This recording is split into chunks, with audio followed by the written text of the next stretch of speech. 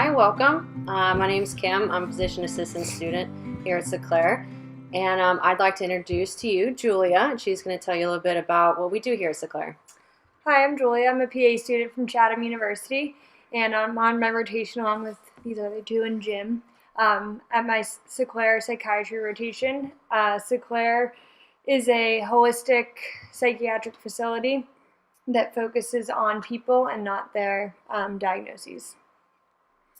And I'm Ashley. I'm a PA student as well. And here we really try to, as PA students, bring you a little tidbit of scientific knowledge and practical application each week. And then this is Jim Ellermeyer. He's a behavioral health therapist here at Clair. He's known for his wise words. Well, normally I've been told off, and again, I'm Jim, I'm a behavioral health therapist at Clair, and I thank my colleagues so much for taking up handling most of the hosting tasks for today, as I've been told that I'm in love with the sound of my own voice, and I would tell everyone out there that indeed I am. So we're going to talk a little bit about today. Quite often what we talk about is how the past impacts your present, and how everyone is a product of their past, are they not? Mm-hmm. So what most people don't understand is they have a choice as to whether to be a victim of that past. So none of you hatched within the last 30 seconds, have you? No. So remember, it's our past memories, it's our past people, places, things, circumstances, events in our life that has had a great deal of influence in shaping our perceptions on how we view ourselves and how we view the world. And what we like to talk about is here at Clair is positive, beneficial ways that we can adjust, change, or enhance those views. Okay. So Jim sort of stole my thunder there a little bit with the "we didn't hatch." That was going to be my line, but that's okay. So say it again. So we don't hatch. That's still going to be my line. So what Jim sort of was speaking about before is the fact that each one of us, no matter what your background is, every single one of us has had a past from the time we were born up until our present moment. And those events in the past shape who we are, the way that we handled them in the past, things that happened to us that occurred either by chance or because of situations we got ourselves into, they shape and sort of form us into the person that we are today. That's not to say that we can't learn from that person that we've become or change it and go a different way, but it does mean that everything leading up to our present moment has sort of impacted us and shaped who we are at the present. Going off what Julia has said, your self-concept and your self-esteem is all part of your storyline, so you shouldn't be defined by your past, but sometimes we have some negative experiences in our past that we have to go back and kind of take a look at as possible trigger or catalyst for our current feelings about a situation. So subconsciously, we may be feeling something and not realize it, and so I'll lead into Jim talking a little bit more about something called a timeline. Yeah, and so we might have, certain times in our lives, certain experiences where we might feel happiness, joy, success, or we could have felt the opposite.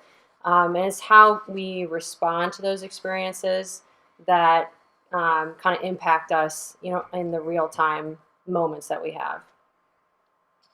So the goal of today, what we're going to practice and sort of emphasize is identifying specific things in our past that have made us or sort of created our present us. That's a bad way of saying it. But so looking at our past and thinking, okay, how did that experience or that circumstance shape who I am today? And how did it define me? And sort of labeling and identifying that, taking ownership over it, and then saying, okay, what do I want to do with that? Am I happy with the person I am today, or do I want to sort of deviate from that, become something different in this present moment in the future? So the old saying that old dogs can't learn new tricks, we're going to sort of nix that and say that old dogs can in fact learn new tricks. So taking our old habits, our old feelings, and sort of owning them, renaming them, and using them to progress forward and change. And just some ways that you can do this. The first is just taking time to reflect. Think about the positive moments that you've had, thinking about the negative moments, and just kind of the neutral moments where nothing necessarily good or bad happened, but just thinking about all those and reflecting on them, because they've all played a part kind of in your timeline. And then the second is that conflicts are kind of important markers in our life, even though they might not be pleasant or fun to go through. they definitely are important. Like I said, markers, they kind of make you who you are today. And the third, we're going to try to put those kind of in chronological order, just kind of thinking back, what happened first, what led to what, and so forth. So kind of going off of that, put onto a sheet of paper that nothing is written in stone, everything in life is fluid. So we practice concept of mindfulness here, so it's important to root yourself in the present moment, feel the ground underneath your feet, breathe in a few deep breaths, kind of notice what's going on around you. So it's important to kind of be fluid, and if we want to go back to those moments, sometimes we have to remind ourselves, like Jim says, it's what time is it right now? So try to be present in the present moment rather than kind of going back to the past and dwelling there and being a time traveler. And then we oftentimes think of each event as very stressful and negative. So a good idea would be to rate it on a scale of 1 to 10. And when you think back on it, it's really not as bad as you may originally have thought when you really take that time to sit and reflect. And I will deflect to Jim for some more wise words. You're making a big assumption there. So what the idea that we're trying to convey to everyone out there is that it's like anything that we own our past, and what we do is where we make a conscious choice to own our past, to find our part in it, to fully realize the part that we've played in it, and also to avoid allowing that past to own us.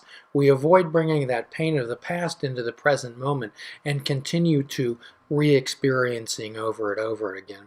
I know that many people, the past is quite often a painful experience for them.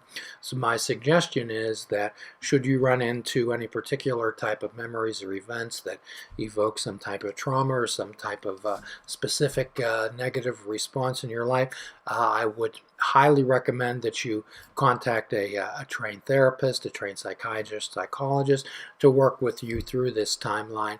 And there is a trademarked therapy method called timeline therapy, and my suggestion is that if you should be interested in that, you can certainly pursue that. But we want to just put something out there that be a nice thing for you to work on your own. And as always, we leave you with a free prescription: fruits, nuts, and vegetables. Unplug your television and perhaps take up fishing. And for a truly mindful experience, we ask everyone out there to fish without bait, a lifetime without expectations. Please be good to each other. Please show kindness to another today. Share the positivity. Thank you so much.